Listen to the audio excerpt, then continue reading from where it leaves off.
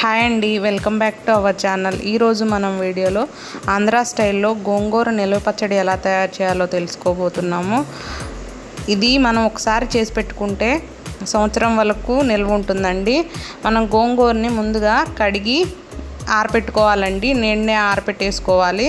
తర్వాత మనం స్టవ్ పైన ప్యాన్ పెట్టుకొని దానిలో నేను ఒక 10 ఎండుమిరపకాయలు తీసుకున్నానండి. మీ టేస్ట్కి తగ్గట్టు మీరు కారం ఎక్కువ తింటే కొంచెం ఎక్కువ వేసుకోండి.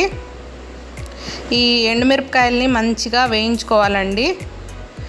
అవి వేయించుకున్న తర్వాత అదే ప్యాన్లో 1 స్పూన్ మెంతులు, 1 స్పూన్ జీలకర్ర, కొంచెం ధనియాలండి. ధనియాలు ఒక 2 స్పూన్లు తీసుకున్నాను నేను.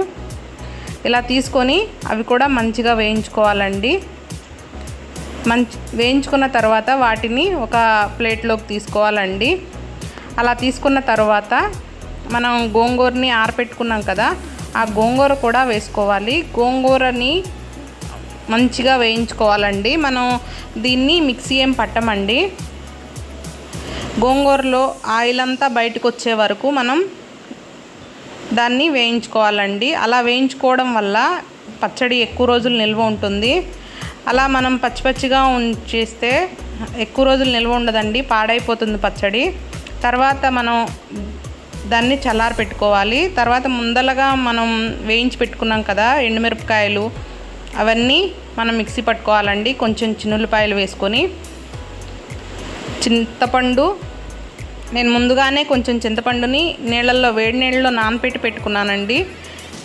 కొంచెం సరిపోతుంది. ఒక చిన్న నిమ్మకాయ అంత అండి. గోంగూర మనకి ఎక్కువ లేదు కాబట్టి దానిలో కొంచెం సాల్ట్ కూడా వేసుకొని మిక్సీ పట్టేసుకోవాలండి. మిక్సీ పట్టేసుకొని ఆ పౌడర్ని ఒక గిన్నెలోకి తీసుకోవాలండి. దాన్ని మంచిగా కలుపుకోవాలి. కలుపుకున్న తర్వాత మనం ముందుగా ఉడికించి పక్కన పెట్టుకున్నాం కదా గోంగూర, చల్లారిన తర్వాత అది కూడా యాడ్ చేసుకోవాలండి. అలా యాడ్ చేసేసుకొని ఆ మిర్చి పౌడర్ని మొత్తం మంచిగా కలిపేసుకోవాలండి. మనం దీన్నే మిక్సీ పట్టుకోవటం లేదండి. గోంగూర మిక్సీ పట్టడం వల్ల గోంగూర మరీ మెత్తగా అయిపోతుందండి. ఇలా కలిపిన పచ్చడిని పక్కన పెట్టేసుకొని మనం పోపు పెట్టుకోవాలండి. అదే ప్యాన్లో ఆయిల్ వేసేసుకొని కొంచెం ఆవాలు, జీలకర్ర, పచ్చిశనగపప్పు, చిన్నులపాయలు, కరివేపాకు వేసుకొని మంచిగా వేయించుకోవాలండి. వేయించుకున్న తర్వాత ఒక ఎండుమిరపకాయ కూడా వేసుకోవాలి. తర్వాత కొంచెం పసుపు వేసుకోవాలండి. అలా వేసుకొని మంచిగా వేయించుకోవాలి. అలా వేయించుకున్న తర్వాత మనం కారం కలిపి పెట్టుకున్నాం కదా గోంగూర, అది కూడా యాడ్ చేసేసుకోవాలండి. అలా చేసుకున్న గోంగూరని ఆయిల్ మొత్తం పచ్చడి పీల్చే వరకు కలుపుకోవాలండి.